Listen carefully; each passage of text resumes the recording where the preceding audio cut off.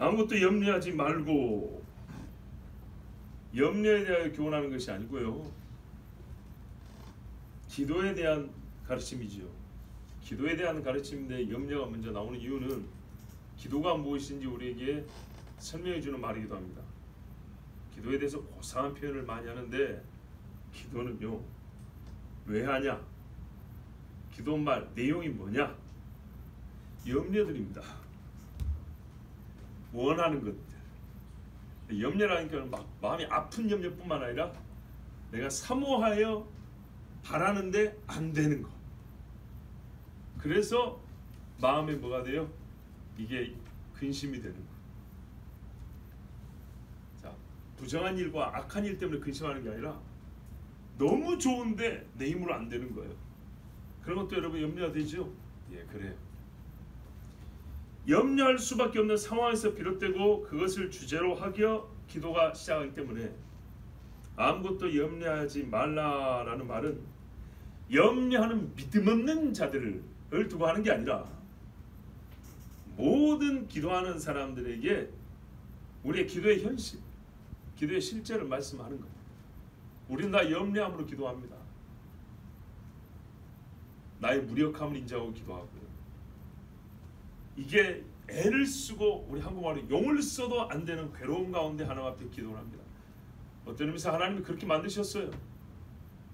기도하게 만드셨어요. 많은 간증자들이, 아니 우리 신앙에서 그러잖아요.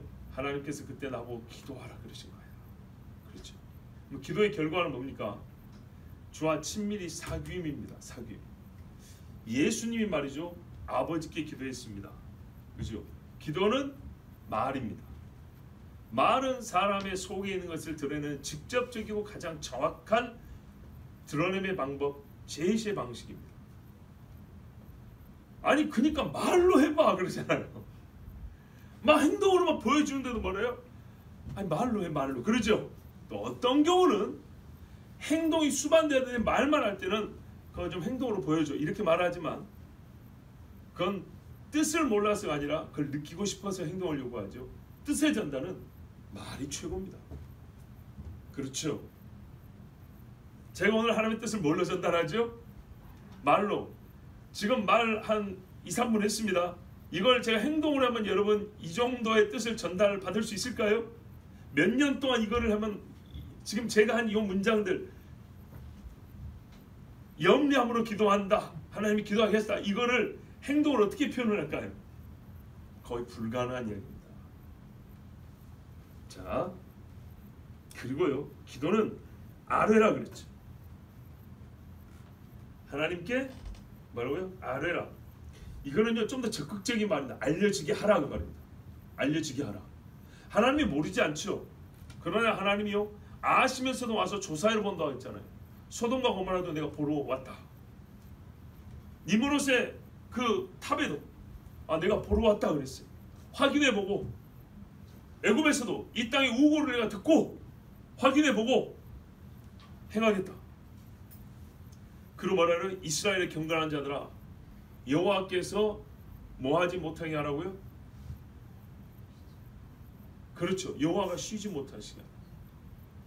약간 이제 희화적으로 우리가 그 엘리야 때 그러잖아요. 바알이 잠자는가 보다, 일부러 갔나 보다. 여호와로 주무시지 못하게 하라.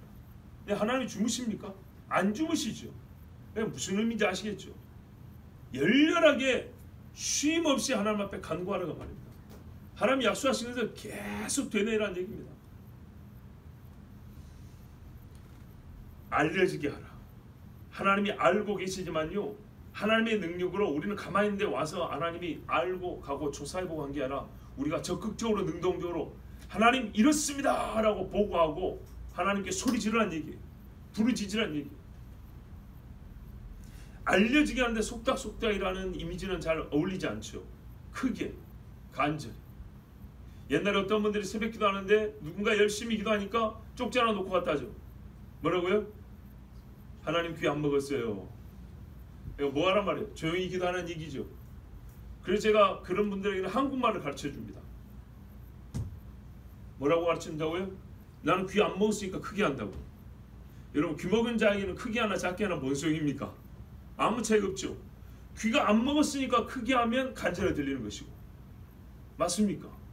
애타는 목소리를 알아먹어요. 귀가 안 먹었으니까. 귀 안 먹으신 하나님이니까 내가 조곤조곤 할 때도 있고 큰 소리 할 때도 있고, 크지만은 뭐랄까요, 딱딱한 소리가 아니라 마음에 막 끓는 소리를 할 때가 있어요.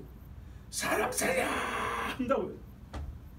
하나님 귀 안 먹었으니까 그냥 입 다물고 알아서 구해주시겠지 그러랍니까? 아니죠. 여호와야 소리를 부른단 말이죠. 귀 안 먹으시는 하나님이기 때문에 우리의 말의 크기, 뉘앙스, 마음, 심정까지 그 목소리를 다 알아요. 그래서 어떻게 급하니까 쫙 구해준다고. 여러분, 이런 일이 있었답니다. 옛날에요. 정말 옛날에 아프리카에서 선교하는 분이 선교를 하다가 나이가 들어서 고향으로 돌아왔어요. 그런데 오랜만에 한번 가보고 싶은 거예요. 이게 한 40년 아프리카 선교한 거예요. 노인이 된 거죠. 아프리카를 자기가 선교했던 지역을 다시 가고 싶은데, 문제는 다른 일을 좀 하다 보니까 집회 시간이 늦은 거예요. 늦으면 어떻게 하냐? 요즘 시대 아니고요. 벌써 옛날입니다.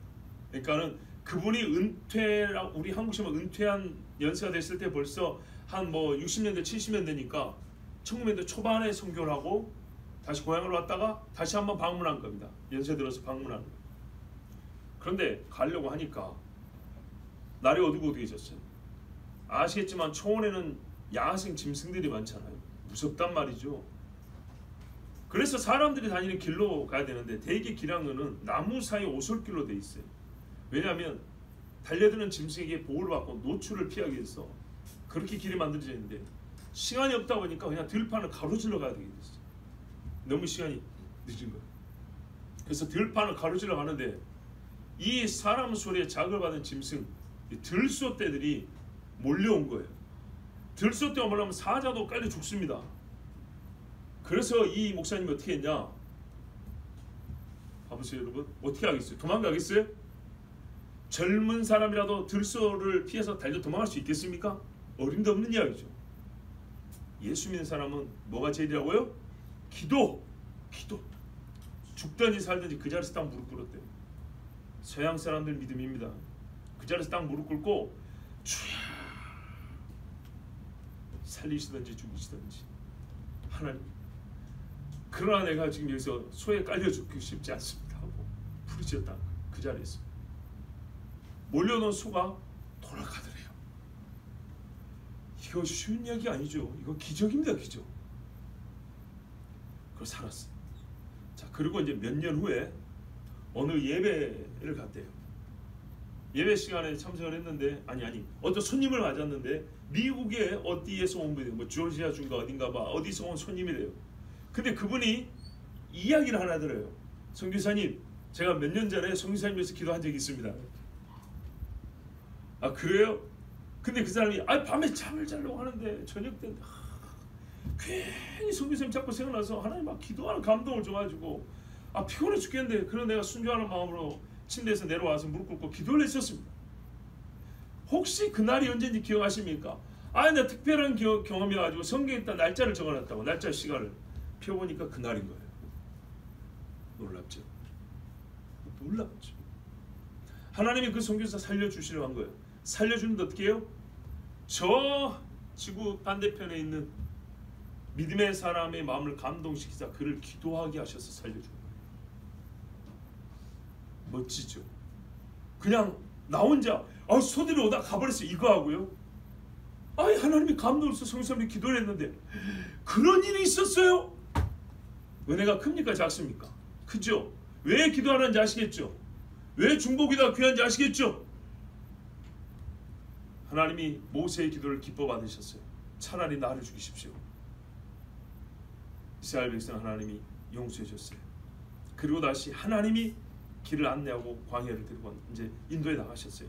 얼마나 아름답습니까? 이게 신앙 생활입니다. 생활을 신앙으로 하는 거예요. 위험에 처한 순간 나는 무릎 꿇고 하나님 앞에 기도하고, 감동이 왔을 때 내가 잘 모르는 사람이고 아는 사람한테 하나님이 감동 주실 때, 우리가 감동 줄 때 밥도 사기도 하고 감동 줄 때 만나러 가기도 하고 여러 가지 하잖아요. 감동 줄 때 제일 먼저 기도하는 거예요. 기도. 나는 사람을 잘 몰라요. 무슨 일이 있는지, 왜 기도가 필요한지 잘 몰라요. 근데 하나님 알고 계세요. 모든 지각에 뛰어난 하나님이, 자, 그래서 하나님이 기도하게 하실 때 기도해야 합니다. 예, 그 기도 한 번으로 사람이 살 수가 있어요. 그래서 옛날에 제가 수년 동안 했던 기도가 있습니다. 밤마다 기도를 하러 교회나 기도탑에 가면 기도 마지막에 이런 말을 했어요. 하나님, 제가 알지 못하지만 오늘 밤에 혹 술 취함이나 칼부림이나 사고로 죽어야 할 사람이 있을 것인데 그 중에 한 사람이라도, 얼마나 많은 사람이 있겠어요. 나 누구 특정한 게 아니에요. 그 많은 알 수 없는 불특정 다수 사람 중에 한 사람에도 하나님 한 번 기회를 더 주셔서 살려주십시오. 그는 제가 기도한지도 모르고 뭔지 모르겠죠. 그러나 나는 원합니다. 한 생명, 교통사고로 죽든 물에 빠졌든 자살해 죽든 칼에 찔려 죽든 약을 잘못 먹어 죽든 심장마비로 죽든 오늘 밤에 분명히 이대로 가면 죽을 사람이 엄청 많은데 그 중에 한 사람 하나님 살려주셔서 그가 예수 믿게 해주시고 주님 앞에 나올 수 있는 기회를 하루 더 주십시오. 이런 기도를 참 오랫동안 했던 기억이 있습니다. 물론 이와 하면 특정해서 했으면 더 좋았겠죠. 물론 그런 사람들도 있습니다. 자, 여러분, 하나님께서 우리의 기도하게 하신 것도 모든 지각에 뛰어나사 기도하게 하시고 모든 지각에 뛰어나신 하나님이 우리에게 가장 좋은 것, 적합한 것으로 응답해 주십니다. 그러므로 기도는 믿음입니다. 신앙이에요, 신앙. 자, 그런데요, 하나님께 아뢰을 때 누가 아뢰냐? 우리 말씀 보면 그리스도 예수 안에서 너희 마음과 생각을 지키신다 그러죠.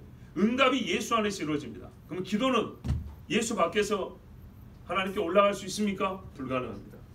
기도는 예수 안에서 합니다. 너희가 내 안에 있고 내 이름으로 구하면, 오직 예수 믿는 사람들만 기도합니다. 세상에 얼마나 많은 사람들이 기도라는 것을 하긴 합니다만은 기도가 아닙니다. 왜요? 대상이 틀렸죠. 믿음이 없죠. 헛된 것을 구하죠. 그래서 기도가 아닙니다.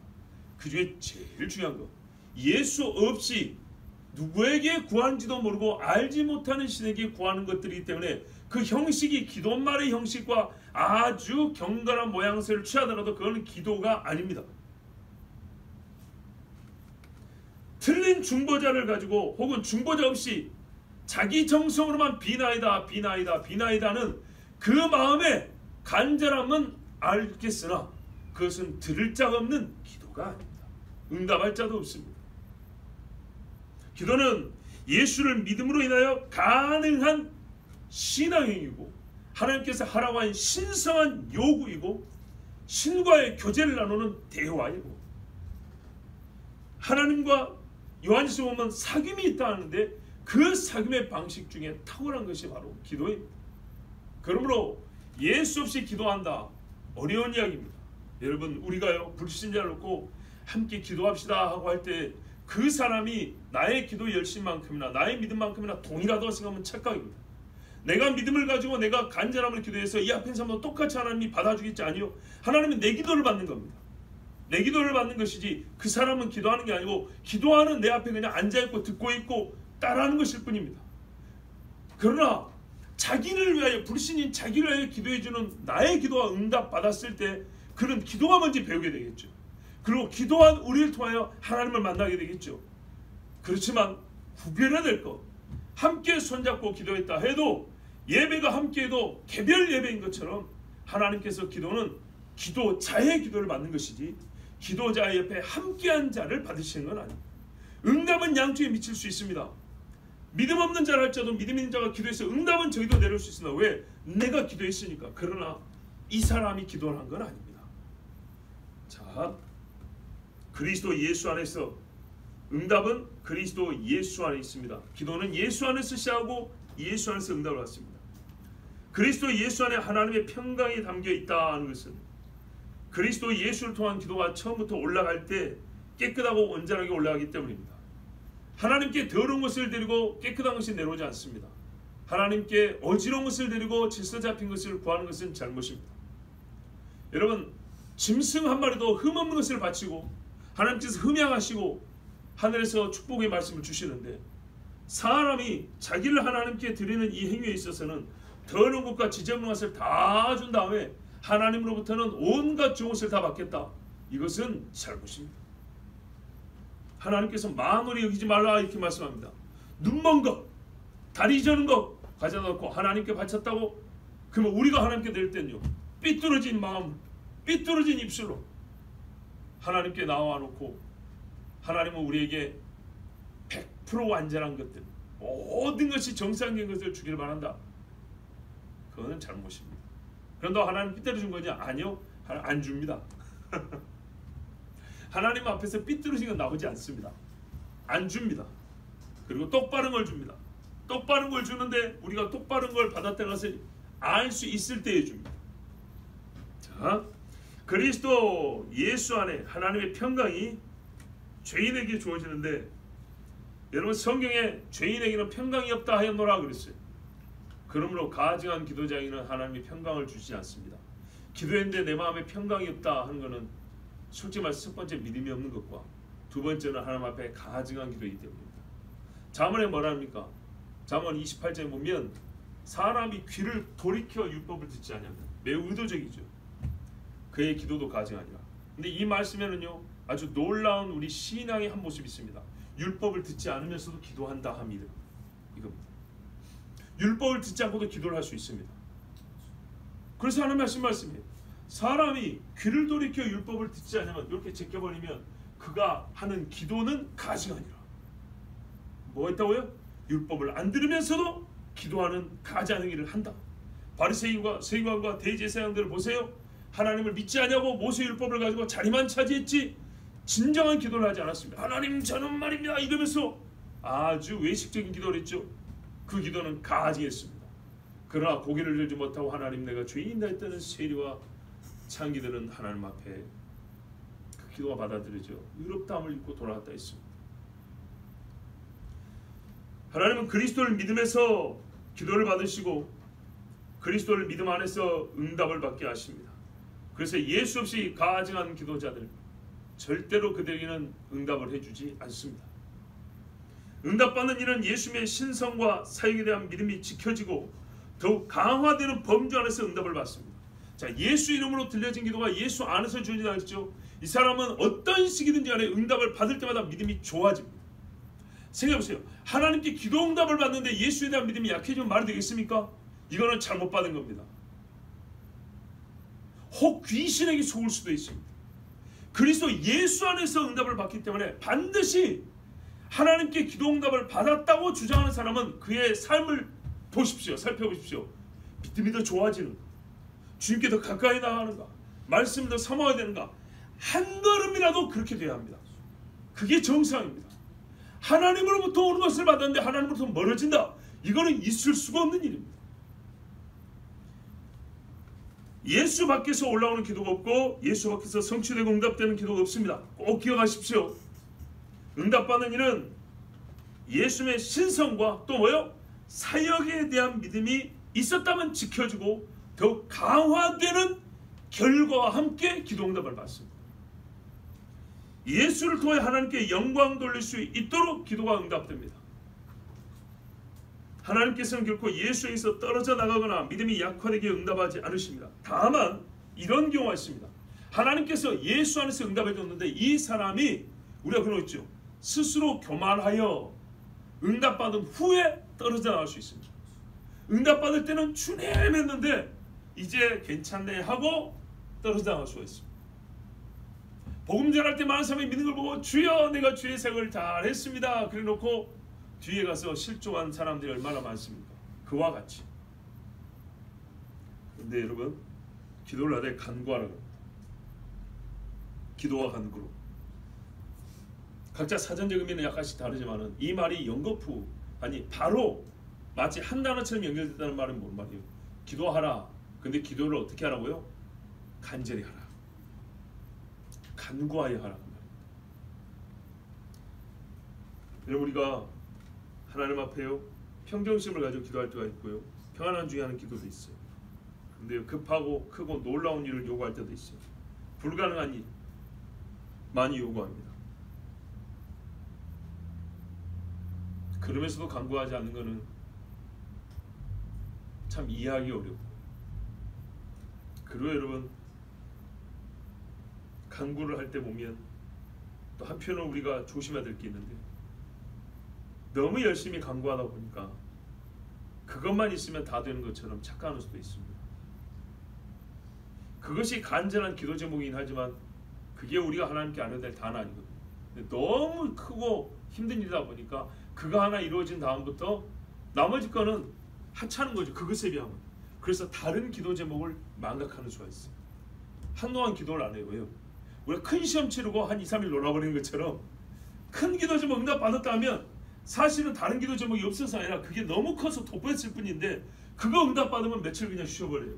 아, 이거는 위험합니다. 그 응답 받은 것을 오히려 더 넘어질 수가 있어요. 잘못하면. 마음은 항상 틈을 노립니다. 기도가 건조하면 하나님과의 교제가 이게 진실한 교제인가 하고 스스로 물어봐야 합니다. 기도는요, 목소리는 작을 수 있어요. 그러나 건조한 기도는 없습니다. 우리가 사람과 대화할 때도 요즘에 이런 말, 영혼 없는 대화 이런 말 하죠. 진짜 하나님과의 대화야말로 영혼으로 하는 거 아닙니까?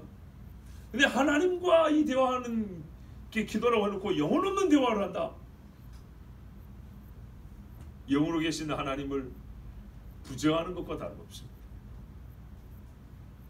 간구하는 자의 기도는 외면당하지 않습니다. 절대로. 눈물로 씨를 뿌린다 그랬어요. 애통하는 자, 자기의 죄를 아뢰는 자, 불쌍히 여김을 받고 돌아간다 했어요. 불쌍히 기본적으로 공감을 하고 동감입니다. 동감. 동정. 같은 정을 느낀다는 거죠. 심정이 같아진다는 거예요. 자, 제가 여러분 기도에 대해서 너무 수준 낮은 설교를 하고 있습니까? 아니죠. 저는 수준 낮은 게 아니라요, 꾸밈없이 사실을 지금 전하는 중. 예, 너무 고급스럽게 이해하고 들으려 하지 말고 있는 그대로 한 글자 한 글자씩 그냥 그대로 받아들이면 됩니다. 믿음이 좋아서 구할 것이 없고 만족해서 구할 것이 없고 하나님은 다 아시니까 구할 필요가 없고 있어도 그만 없어도 그만이기 때문에 구할 이유가 없고, 이런 사람들은 기도하지 않고요, 기도의 핑계를 이렇게 말하는데, 성경에 이런 사람들 해야 줄 대답이 있어요. 하나님의 능력도 모르고 믿음도 없고 성경도 모른다. 죽은 자의 부활에 대해서 물어봤잖아요. 아, 나중에 부활 시에 누구 남편이 되겠습니까? 아, 누구 아내가 되겠습니까? 남편이 7이나 됐는데. 그래서 예수님 말해요. 너희가 하나님의 능력도 모르고 성경도 모르는구나. 죽은 자의 부활을 할 것 같은데 하늘에 있는 천사와 같이 누구하고 뭐 짝지고 뭐 이런 거 아니다. 이렇게 말했죠. 맞아요. 기도에 대해서 우리가 하나님의 능력도 모르고 성경도 모르므로 기도를 안 하거나 잘못하거나 아니면은 아주 고상한 척 이런저런 신학적 이유를 갖다 대지만은 정말 영혼이 있는 기도는 하나님 앞에 한 번도 하지 못하는 사람이 너무너무 많습니다. 전에도 말씀드린 적 있는데요, 통성기도 하면은 아까 비슷해요. 한국교회는 너무 통성기도밖에 모른다고, 우리는 침묵하며 잠잠히 하나님을 만날 줄 알아야 된다고. 제발 그런 사람들은 뒤통수 하나 때려주세요. 네가 언제 통성기도 해봤냐고. 통성기도를 밥 먹듯이 하는 사람이라 할지라도 평생의 기도 시간을 비교해보면 조용히 기도하는 시간이 더 깁니다. 더 많습니다. 밥 먹을 때, 운전할 때, 화장실에서 변 안 나올 때, 학교에서 시험 볼 때, 선보러 나갈 때, 결혼식 할 때, 여러분 입 벌리지 못하고 조용히 기도할 때가 얼마나 많습니까? 그렇죠? 그 시간들이요, 교회 와서 우리 주에 한 번 부르고 한번 기도합시다. 여러분 모아보세요. 이게 몇 분 될 것 같아요? 예? 금요 기도회 때 한 40분 할까요? 개인 기도가 포함해서 한 40분, 50분 한다 치고, 주일날 모아봐야 한 10분, 수요일날 일이 져봐야 1시간 조금 넘어요. 열심히 하는 사람이 1시간 조금 넘는다고요. 통성기도. 그런데도 기도하기 싫으니까 한다는 소리가 한국교는 거기다 한국교 갖다 집어넣어요. 무슨 한국교가 통성기도를 합니까 지금? 예? 한국교회는 통성기도밖에 못한다고. 그래서 침묵기도나 명상이 필요하다고. 침묵기도를 잘 하냐? 안 해요. 안 해요. 하기 싫어서 온갖 고상한 핑계를 대는 거예요. 예? 제발 기도 좀 하라 그러세요. 기도 좀. 기도를 자주 한 사람과 안 한 사람은요, 입을 딱 벌리면은 입이 자연스러운, 기도에 자연스러운 입이 있어요. 너무 습관화된 게 아니라 그 마음에서 또 기도가 자연스럽게 마음이 발동하고요, 입술을 통해서 그대로 자연스럽게 나오는 경우가 있어요. 그 정도 된 사람이 우리는 다양한 기도 방법을 사용할 줄 알아야 된다. 그러면 나 좀 이해를 하겠는데, 그러면 침묵기도, 조용히 기도, 밥 먹을 때 식사기도 한번 해보세요. 아니 제가요? 아니 각자 기도하고 묵죠 뭐 이런다고요. 신학교 교수도 기도합시다만, 하나님 우리 학생들 믿음을 주시고 오늘 이 말씀 통해서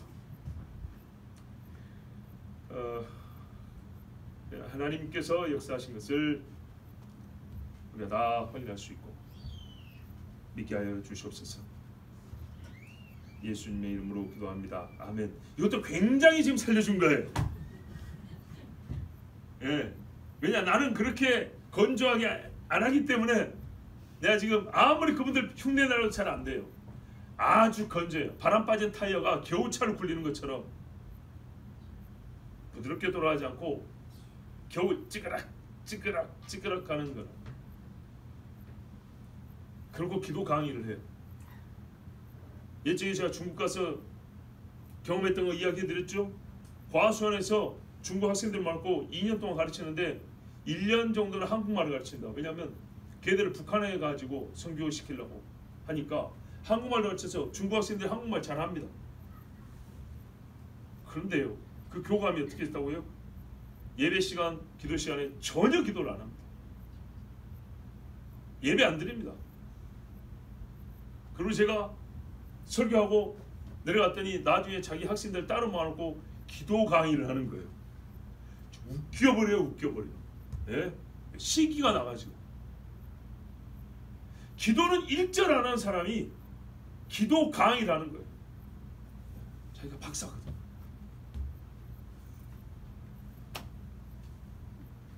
우리 빌립보에서도 읽었어요. 그리고 여러분 또 나옵니다. 9절에 너희는 내게 배우고 받고 듣고 본바를 행하라. 선생은요, 온전하지 못해도요 적어도 본이 될 게 한두 가지 있어야죠. 근데 그 사람은 본받을 게 하나도 없는 사람이었어요. 교만하기 이를 데가 없는 사람이었어요. 자, 여러분, 하나님의 능력도 모르고 성경도 모르고 그러면서 선생 노릇한다고 있는 사람이 너무 많은 거로, 그런 사람들의 이 본문, 기도 이야기만 하면 이 본문을 많이 쓸 것인데 어렵게 듣지 말고 그냥 있는 그대로 하세요. 염려가 있으면 기도하세요. 간절히 기도하세요. 하나님께서 예수 이름으로 예수 믿는 자의 기도는 반드시 응답합니다. 그런데 어떤 마음으로 하냐? 감사하면서 하래. 감사함으로 하나님께 아뢰라. 하나님이 알게 하라는 거예요. 하나님이 기어와서 내 마음을 끄집어낸 게 아니라 내가 하나님께 보여드리는 그런 기도를 하라는 거예요. 자, 감사함은 무슨 말이냐? 응답을 미리 받았다는 믿음의 표현도 이해가 돼요. 그런데요, 너무 그렇게 성급하게 넘어가지 않으셔도 돼요. 믿음 있는 척 안 해도 괜찮아요. 기도해서 나는 다 응답받아서 막 좋아. 그렇고 집에 갈 때 이러지 마시고, 여러분, 감사함으로 아뢰라 그랬죠. 감사함으로 아뢰라.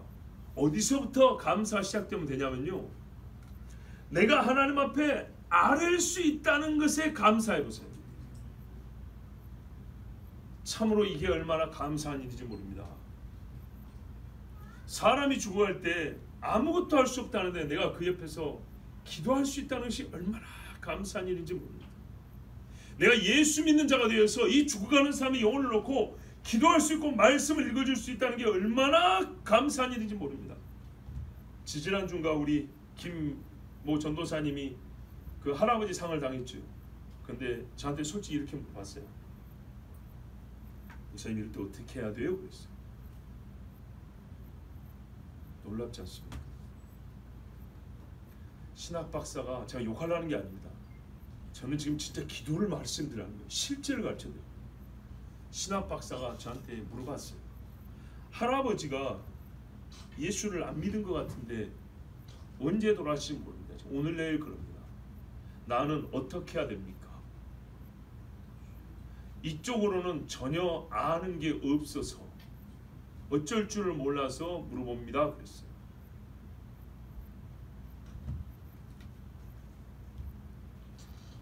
어려운 것이 아닙니다. 믿음은 들음에서 나고 들음은 그리스도의 말씀에서 난다 했습니다. 듣고 믿고들 하실지 안 믿고들 할지 그거는 우리가 모르고 그거는 본인에게 달려있는 것이지만 우리가 해야 할 일은 말씀대로 들려주는 겁니다. 숨이 끊어질 때까지 집안에 해줄 수 있는 사람이 전사님 본인밖에 없으면 하십시오. 부끄러워서 할아버지 생명 마지막 가는 걸 내버려 둘 겁니까? 차마 창피해서요. 아니 그분이 그랬다는 게 아니라 이런 식으로 여러분 손 떼고 있을 겁니까? 잘 들으세요. 여러분 믿지 않는 부모님, 믿지 않는 형제가 있을 때 어떻게 할 거예요? 교회에서는 하나님 말씀을 드려야 된다. 그러니까 제가 항상 농담으로 받아들이지 말라는 거예요. 하나님 말씀을. 십장 한 편의 강도처럼 죽기 전에 믿으면 되지. 누가 복음을 전해줄 건데요? 누가? 자기도 부끄럽다 벌리지 않을 것이면서 그런 식으로 하나님하고 말장난하지 말라는 거예요. 기회 있을 때 열심히 예수 믿고 예배 부전을 드리고 하나님 앞에 차릴 때 입 열릴 때 열심히 하나님 찾고 그렇게 된 사람이라야 혹 믿지 않는 자가 옆에 있으면 예수님 어떻게 해요? 죽으면서까지 예수님이 말씀을 했잖아요. 하나님 저들은 자기들 한 짓을 모릅니다. 용서해 주옵소서. 처음에 여기 있던 자가 예수님의 말씀을 듣고 예수를 믿게 됐지 어디서 이 앞에는 개와 술객들이 앞에 모여있는데요. 그 사람들 소리 듣고 예수를 믿게 되었습니까? 엘리야 가서 구해준 거 보자. 네가 내려와서 그리스도를 증명해봐라. 이 땅 소리 듣고 믿음이 생기겠어요? 예수님 하시는 그 몇 마디에 믿음이 생긴 겁니다. 7마디 중에 뒤에는 3마디 있고 앞에 2-3마디 듣고 믿음이 생긴 거라고요. 그리고 중간에 네가 나와 함께 나홀로 있으리라. 이렇게 되려면 뭐가 있어야 돼요? 예수님처럼 말을 해야죠. 말을.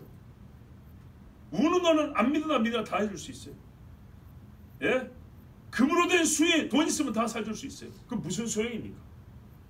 순부터 했을 때 복음을 말하라 이 말입니다. 내가 잘 못하시면 성경 그대로 읽어주면 돼요. 성경. 그리고 붙잡고 기도를 해야죠. 기도를 해야죠. 욕하지 마십시오. 제가 어젯밤에 가정예배 드리면서 애들한테 그랬어요. 아빠는 세상에 있는 모든 아빠들의 90%의 아빠가 하지 못하는 일. 즉 아빠는 기본적으로 나는 최소 10% 안에 드는 아빠다. 이게 무슨 말이냐? 이 세상에 아빠들 중에 10% 미만이 예수를 믿는다. 그리고 그 10% 미만의 예수 믿는 아빠가 자식들한테 복음을 전해서 예수를 믿게 만들었다. 정확한 수치는 뭐냐? 대충 그러면 말이 되죠. 나는 그래서 내가 다른 거를 아무리 못한다 하더라도 나는 최소한 10% 안에 드는 아빠다. 자신 있게 말했어요. 나는 너희들에게 이 땅에 있는 것이 부자들처럼 메인 에버랜드 못 보내줄 수 있어. 뭐 불러서 안 가겠지만 그러나 나는 너희들에게 예수를 믿게 해줬어. 나는 예수를 너에게 소개해주고 하나님 말씀을 가르치는 아빠야. 그리고 큰아들 일어나봐. 장자 이야기를 했어요. 이런 보세요. 예수님 맏아들이었어요. 마리아와 요셉이 예수님을 데리고 어떻게 이렇게 안고 어떻게 했어요? 성전에 갔죠. 성전에서 모세 율법대로 비둘기 2마리 바쳤어요. 원래 양을 바치고 염소 바쳤는데 가난해가지고 비둘기 2마리 했어요. 네, 박사들이 오기 전이었죠. 이렇게 비둘기 2마리. 박사로서 황금을 줬으면 그 소 한 마리 안 잡았겠어요. 요셉이나 마리아의 신앙을 볼 때. 근데 가난해갖고 비둘기 2마리 했어요. 근데 뭐랬어요? 첫 해 처음 난 아들마다 다 내 것이라. 제가 그랬어요. 할아버지 믿음 받지. 할아버지가 온 집안을 믿음으로 이끌었다. 아빠가 큰아들이다. 할아버지 한 대로 아빠가 하냐 안 하냐? 자녀들이 한다고 그랬어요. 맞다. 너도 아빠 대신 나중에 아빠가 없으면 네가 아빠처럼 집에 믿음의 기둥이 된다. 석가루도 있고 울타리도 있고 별거 다 있어도 제일 기둥 장자가 서 있어요. 여러분, 부모가 기도하시면 자녀가 기도하게 됩니다. 최고의 아빠가 되고 싶습니까? 복음을 가르치세요. 세상의 표를 갖다 씁니다. 상위 3% 이내 드는 아빠가 되고 싶으세요? 날마다 예배하면서 자녀들의 머리 얹고 축복하십시오. 매일 가정예배 드리면서 자식의 머리에 축복하는, 손을 얹고 축복하는 아빠가 몇 %가 될 것 같아요? 1%가 될까요? 그런데 하나님께서 그런 가정을 보러 오시겠습니까? 안 오시겠습니까? 온단 말입니다. 아브라함을 보러 온단 말입니다. 다윗의 집을 보러 오신다는 말이죠. 니므롯과 소돔만 가서 보는 게 아니라 믿음 있는 집을 찾아본단 말입니다. 고넬료를 눈여겨보셨다 그랬어요. 나다나엘을 보셨다 그랬어요. 자, 여러분, 기도할 수 있으면 감사하세요. 이야, 몸은 피곤해도 이 밤에 자기 전에 온 식구가 모여서 하나님 앞에 기도하니 좋구나. 하나님 감사합니다. 이 설교 준비하면서도 설교를 중간쯤 준비하는데 아직 반이 나왔는데 하나님 감사합니다 나왔어요. 그럼 눈 딱 떴어요. 맞다. 감사함으로 하나님께 아뢰라. 이게 응답을 받아서가 아니라 내가 하나님의 말씀을 준비하는데 하나님이 영감을 주시고 떠오르게 하신단 말이죠. 이 순간순간 얼마나 감사하냔 말이죠. 기도를 하는 순간순간 얼마나 감사하냔 말이죠. 이게 믿음의 부모가 또 믿음의 선배들이 자녀들이 본이 되어야 되는 거예요. 이 기도를 가르치는데 바울이 그날께 뭐라고요? 너희는 나에게 배우고 듣고 본바를 행하라. 하나님께 구할 수 있는 믿음이 있고 하나님께 응답을 받고 그것을 옆에 있는 믿음의 형제들이 보고 또 배우고 함께하고 얼마나 감사한 일입니까? 염려가 있을 때마다 하나님께 아뢰 수 있다는 것을 먼저 감사하십시오. 그러나 세상의 교만한 인간들은 어떻게 하냐? 참 여러 번 반복했지만은 죄송합니다. 우리 새로운 젊은이들이 있기 때문에 젊은이들 와야 다시 한번 반복합니다. 여러분처럼 자 20대 후반에 굉장히 위로도 필요하고 상담도 필요하고 정말 죽고 싶은 때가 있었어요. 길 가다가 덤프트럭에 딱 쳐가지고 죽어버렸으면 좋겠다 할 때가 있었어요. 전도사인데도 불구하고 집이 원체 가난하고 몸이 아파서 그랬어요. 제가 몸이 많이 아팠습니다. 여러분 농담으로 얘기실 줄 몰라요. 지금 모습을 보고 많이 아파서 걷지를 못했어요. 진짜로 못 걸었어요. 위에서부터 식도 지금도 가끔 스트레스 받은 거예요. 혀 뒷부리부터 혀의 안쪽부터 시작해서 위까지 빨래 짜듯이 쥐어 짜는 것처럼 아파요. 스트레스 받으면. 그래서 걷지를 못했어요. 걷지를. 근데 돈이 너무 없었기 때문에 밥도 제때 먹기 힘들었고 돈이 없었기 때문에 장가도 못 보내준다고 아버지가 딱 선언을 했어요. 이 장가 못 보내준다고. 혹시 그런 말씀 들어본 아들이 있습니까? 그래서 하나님께 얼마나 지금 모습에 얼마나 감사한지. 그래서 학교 상담소에 가봤더니 기독교 상담학 배운다는 박사과정 있는 친구들이 보통 상담하는데 뭐 이것저것 뭐 조사 체크하라고 그래요. 검사지 같은 거 있잖아요. 그 다음에 전도사님은 스트레스를 어떻게 푸십니까? 마음에 화가 나고 힘들 때 어떻게 하십니까? 저는 양심적으로 말했어요. 기도합니다. 그렇죠. 기도보다 좋은 게 없죠. 내가 실제로 생활해 보니까 기도보다 스트레스 풀려고 한 게 아니지만 우리가 말을 하고 듣는 이가 있으면 마음이 풀리잖아요. 기도보다 좋은 게 없어요. 정말로 괴로울 때는요. 하나님 앞에 기도할 수 있다는 것이 위안이 되고요. 기도를 가자 하고 기도를 하면 마음이 후련합니다. 정말로 평가해집니다. 근데 그 신학 박사들 어쨌다고요? 비웃었다고요.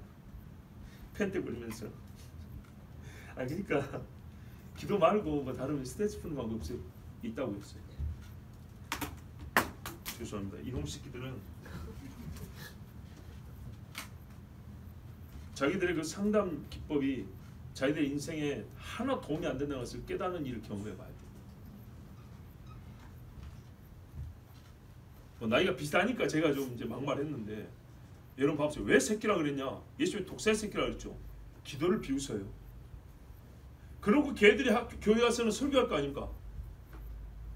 아이들아 우리 같이 기도하자. 눈 감고 기도해서 이렇게 할 거 아닙니까? 근데 기도한다니까 웃어버렸어요. 정말 인생에 고통이 있을 때 기도한다 그랬더니 비웃었어요. 비웃어.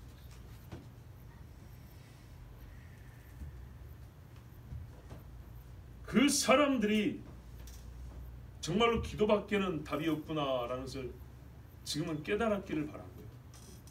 그 교만을 하나님이 다 분쇄시켜 주셨기를 바랍니다. 그렇지 않으면 그 사람들은 하나님도 모르고 하나님의 능력도 모르는 사람들. 왜 그러냐? 너희가 이렇게 하나님께 아뢰면 그리하면 모든 지각에 뛰어난 초월하시는 어떤 인간의 머리와 두뇌와 해결 방법을 다 모아놔도 하나님께 따라갈 수 없는 초월하시는 하나님의 평강이, 그 모든 지각을 초월하시는 하나님께서 주시는 평강이 그리스도 예수 안에서 너희 마음과 생각을 지키시리라 그랬습니다. 근데 감히 지까지 것들이 뭐라고? 지그들이 뭘 해준다고? 그 심리 테스트 해가지고 당신은 무슨 유형이군요. 이럴 때는 이것저것 한번 해주세요. 병들어 곧 죽어가는 사람한테 여러분 해열제 하나 주고 이거 먹으면 나을 겁니다. 똑같은 짓 하는 거예요. 지까지 것들이 무슨 인생의 고민에 영적 근심을 뭘 안다고? 이 종이가 나온 테스트에서 나온 몇 가지, 그 사람의 감정이나 몇 가지 분석한 다음에 이렇게 해보세요, 저렇게 해보세요. 자기들도 과연 그렇게 할까요?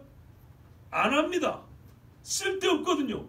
그건 자기들이 밥 벌어 먹을 때 하는 짓거리지 진짜로 자기들 영혼에는 아무 소용이 없거든요. 그들이 평강을 줍니까? 그 상담사들이 마음과 생각을 지켜줍니까? 하나님이 지켜줍니다. 그러나 여러분 조심해야 되겠죠. 우리의 기대와는 좀 다르죠. 그리하면 하나님께서 곧장 문제를 해결해 주신다. 너희 원하는 답을 주시리라. 적어도 지혜를 주사 능히 난과 안을 헤쳐나가게 하시리라. 뭐 이렇게 해주면 좋은데 하나님 해주신다는 게 뭐예요? 내 마음과 생각을 지켜주신답니다.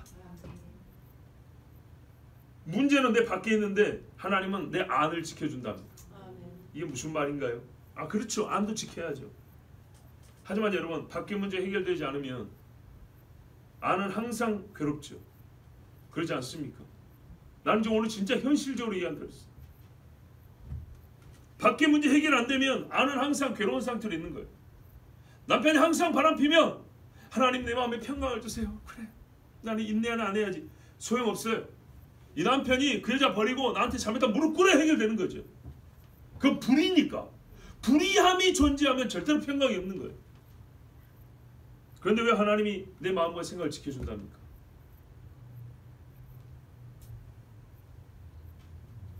내 안이 어떻든 간에 밖에 있는 문제가 하나님의 의에 부합하지 않는다면 반드시 해소되고 제거되고 변화된단 말입니다. 이런 경우도 있어요. 나는 평안한데 밖에서는 살인이 일어나고 있어요. 나는 걱정이 없는데. 그러면 기도 안 해도 됩니까? 아니죠. 이 경우에는 밖에 있는 불의를 제거해달라 기도해야 되죠. 내가 평강할지라도. 이거 무슨 말씀이냐면 너희 마음과 생각을 지킨다는 것이 밖의 문제로 손 안 대주겠다는 얘기가 아니고요. 밖은 어떤 간에 너희 마음만 지키면 돼. 그런 말도 아닌 거예요. 본래부터 밖의 문제라는 거 없고 오직 내면의 갈등만 있는 거기 때문에 너희 속만 손보면 돼. 근데 그걸 모르고 괜히 밖의 것만 자꾸 구해와서 아니에요. 밖의 거는 밖의 것대로 해결돼야 되고 안의 거는 안의 것대로 하나님 앞에 보호를 받고 위로를 받아야 되는 거예요.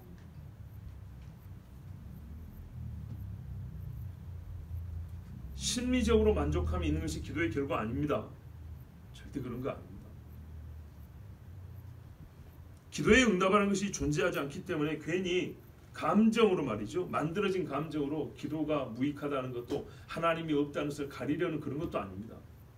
그러니까 뭐니까 무슨 말이냐면 밖에 있는 문제 때문에 기도를 했는데 이거 못 해결해 주니까 괜히 마음만 막 어떤 만족감만 줘가지고 해결된 것처럼, 아니면 막 밖에 문제는 원래 없었던 것처럼 이런 식으로 말장난하는 게 아니에요. 반드시 하나님 밖에 문제 해결해 줍니다. 유라굴로 폭풍 속에서 하나님은요 사람들의 생명을 그 폭풍 가운데서 실제로 보여줍니다. 다 그 폭풍 가운데 죽을까봐 걱정인 거 아닙니까? 폭풍 가운데서 실제로 지켜줍니다. 그리고 그 전에 바울의 마음을 평강해 주셨어요. 자, 그러면 너희 마음과 생각을 지키시라는 게 뭐냐? 하나님이 내면의 것으로만 답을 주신다는 거냐? 절대 그런 말 아닙니다. 우리 겸손의 뜻은 이해가 되고요. 또 일정 부분 맞는 말을 하지만 이런 식으로 기도응답을 다 채우려고 대신하려고 하지 맙시다. 문제는 저에게 있었던 거예요. 맞아요. 있었어요. 나에게도 문제가 있고 여러분에게도 문제 있었던 건 맞아요. 그러나요, 내 문제만, 즉 내 속의 것만 해결된다 밖의 게 다 해결되는 것도 아니에요. 맞죠? 밖의 것만 다 해결한다고 해서 내 속이 새로워지는 것도 아니에요. 하나님은 두 개가 같이 변화되게 한다고. 그래서 밖의 게 하나도 안 변했는데 나 혼자 감정에 만족해가지고 나 응답 받았고 나는 이제 더 이상 저 문제 때문에 괴로워하지 않겠다고, 그거는 하루나 이틀 갈 겁니다. 예. 믿음의 사람들께 대화 나눌 때 은혜롭게는 한두 시간 대화의 내용을 삼을 수 있어요. 그러나요, 며칠 못 가서 다시 괴롭습니다. 자, 정말로 밖에 문제였는데 내가 악인이어서 내 악한 심령 때문에 문제라면 하나님이 나만 고쳐주면 돼요. 그런데 불의함이 내 속에도 있고 밖에도 있다면, 하나님께 도움을 받아야 될 게 내 속에도 있고 밖에도 있다면 두 개를 다 바꿔줘야 됩니다. 하나님 두 개를 다 바꿔줍니다. 그런데요, 왜 말씀에는 네 마음과 생각을 지키신다고 이렇게 놨냐? 이거는 바로 이 두 개를 다 바꿔주기 때문에 그런 겁니다.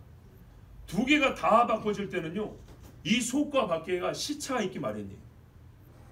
내가 생각하는 것과 하나님이 해주고 싶다는 것, 하시겠다는 일의 정도와 시기와 분량과 깊이와 높이가 달라요.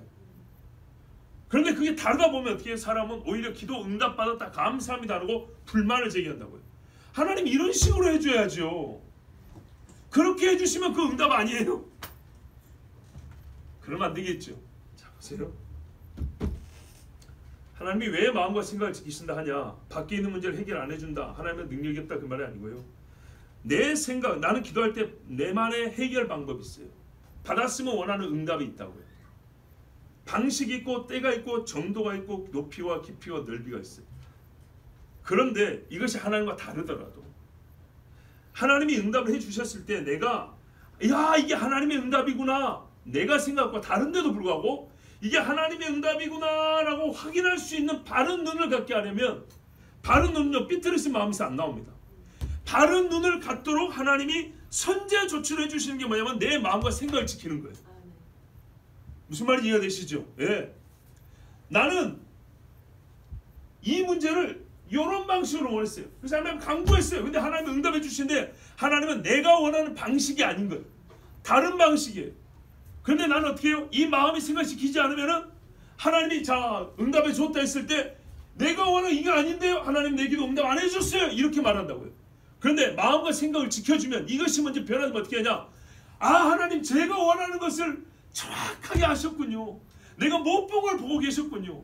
내가 생각한 방식보다 훨씬 더 완전한 방식으로 하나님 응답해 주셨군요. 이렇게 대답을 한다 이 말입니다. 그래서 겉에 거는 손 안 대고 네 속이 문제다 이런 뜻으로만 네 마음과 생각을 지킨다는 게 아니라 반드시 응답해 주는데 하나님의 뜻, 하나님의 선하심 가운데서 응답이 되어질 때에 내가 그것을 바로 인지하고 인정하게 하시면서 내가 기도 응답 받았음을 확증하게 할 때 뭐가 선제적으로 이루어지냐면 기도하는 자의 그 기도할 때의 간절함이 이제는 응답받는 자의 마음 준비가 된단 말입니다. 하나님이 그래서 먼저 마음과 생각을 지키시는 거예요. 어떤 식으로 응답을 해도 하나님의 응답이 옳습니다. 하나님이 선하십니다. 이래야 이게 응답받는 거 아니겠습니까? 그래서 하나님이 우리 마음과 생각을 지키시는 거예요. 예를 들면 로마서 1장에 바울이요 로마 교회 성도들을 생각하면서 기도 제목을 알려줍니다. 큰 기도 제목이 하나 있고 거기에 부수적인 기도 제목이 두 개가 있어요. 로마서 1장에 보면 이렇게 나와요. 어떻게 해서든지 언제라도 하나님의 뜻을 따라 너에게 나아갈 길 없기를 구한다. 기억나시죠? 예. 내가 사도요, 내가 그리스도 복음을 위하여 막 이렇게 인사한 다음에 뒤에 가면 로마 교회 성도들아, 내가 너를 얼마나 보고 싶은지 하나님 아시는데 내가 왜 보고자 하냐? 내가 뭐 바라는 게 뭐냐면 정말 너희를 진짜로 보고 싶다. 그리고 너에게 무슨 신령한 은사를 나눠주고 싶다. 그리고 뭐라 그래요? 우리가 서로 위안을 받고 싶다.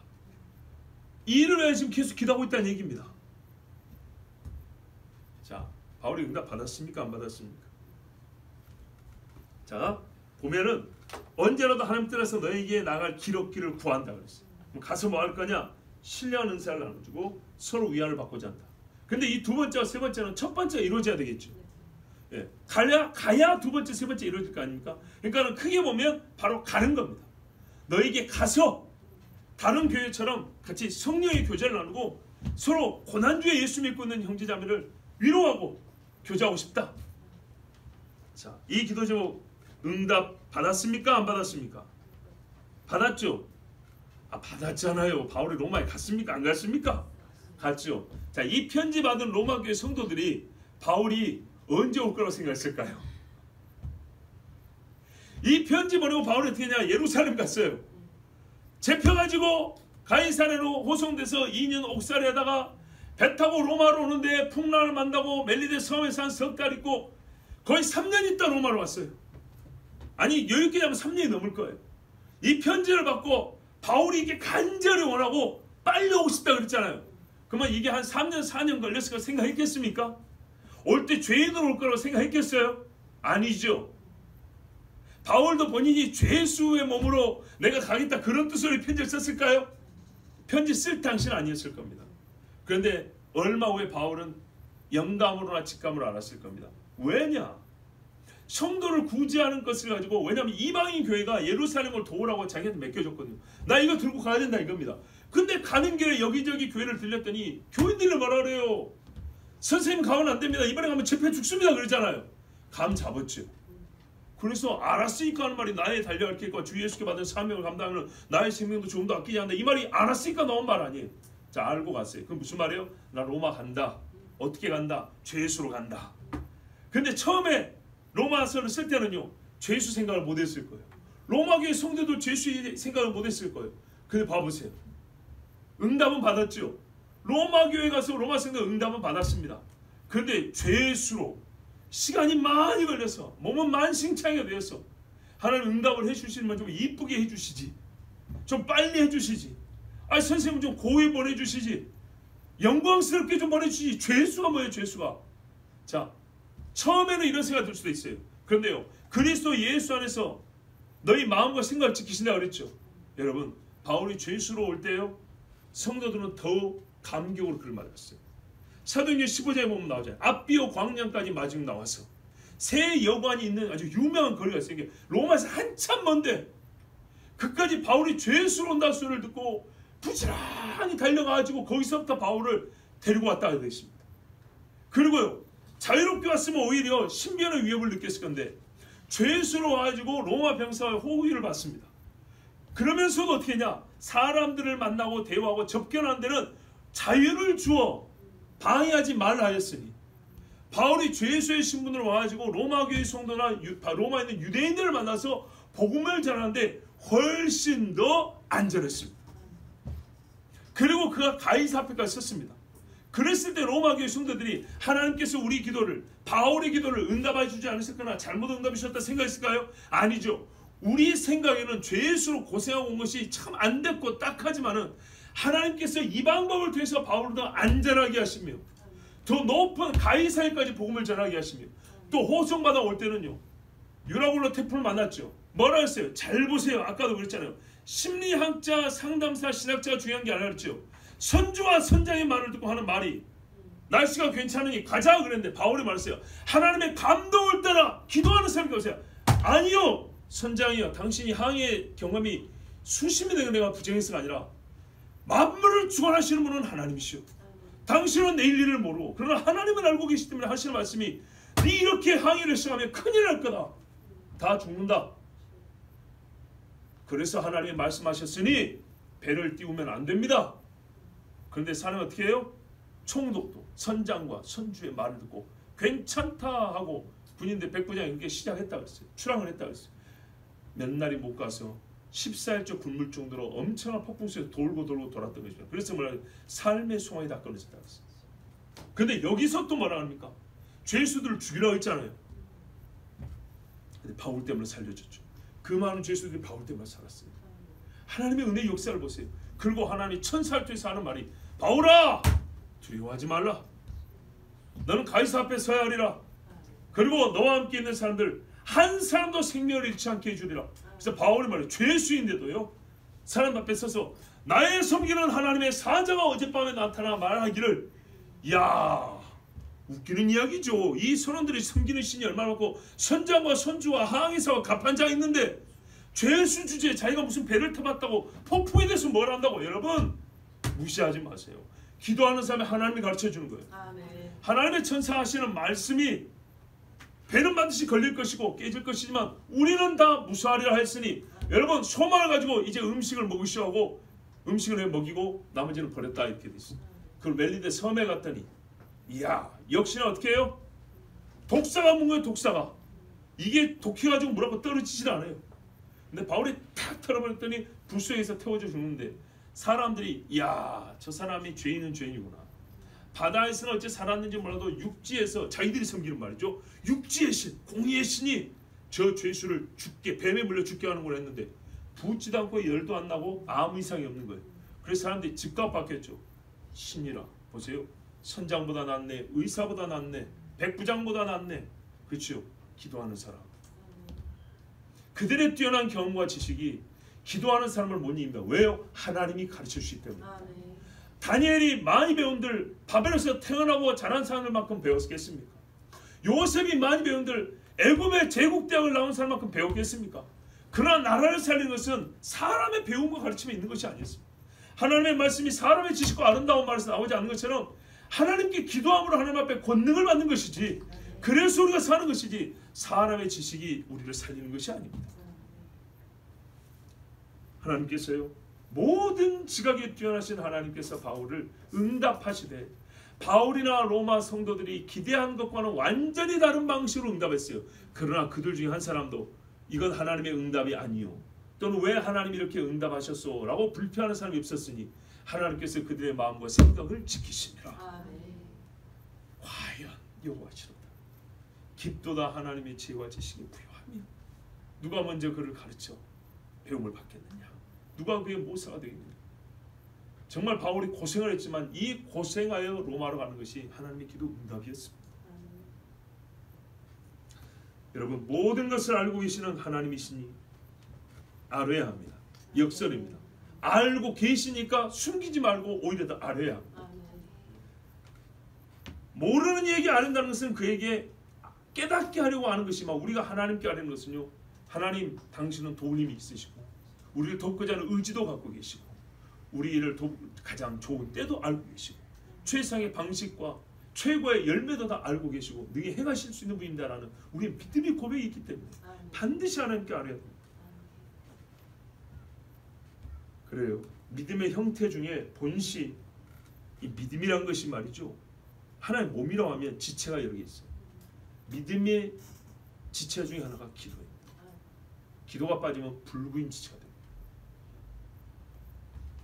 온전한 지체로서 온전한 몸으로서 믿음은요 반드시 온전한 지체로서 기능하는 기도가 있어요. 이 지체를 이 몸을 움직여 기능하게 하는 지체로서 기도가 있어요. 굳이 비유를 하자면 기도를 팔이라고 하죠. 팔이 늘어져 있거나 뼈가 빠져 있거나 근육이 죽어서 말라 있거나 신경이 죽어 있거나 혈액이 안 통한다 이런 게 아니고 자유롭게 움직이고 힘있게 역사하는 손처럼 기도는 그래야 합니다. 그렇지 않으면 두 팔이 잘린 몸뚱아리와 같습니다. 우리 믿음이 그래요. 할 수 있는 게 없어요. 믿음은요 예수 이름으로 믿음은 아니 기도는요 간절하게 당연히 진실하고 믿음을 가지고 주 예수 안에서 하나님께 아뢰입니다. 아멘. 염려되는 일 다 하나님께 아뢰입니다. 아멘. 여러분, 우리가 이미 그리스도 예수를 믿고 육체를 신뢰함을 버렸다 했습니다. 바로 그것입니다. 육체를 신뢰함을 버린 사람은요, 기도로 그 증거를 나타냅니다. 아멘. 여러분, 기도로 나의 믿음을 하나님께 보이십시오. 아멘. 하나님께서 예수 안에서 나의 믿음에 응답하십니다. 아멘. 기도하는 자에게 하나님은 응답하십니다. 하나님 살아계심을 보여주세요 라고 구하는 자에게 하나님은 반드시 하나님 살아계심을 보여주십니다. 아멘. 그러므로 여러분, 하나님께 간구하십시오. 아멘. 감사함으로 예수 안에서 아뢰십시오. 아멘. 하나님께서 나의 마음과 생각을 지키십니다. 아멘. 우리 이 시간 함께 기도합니다.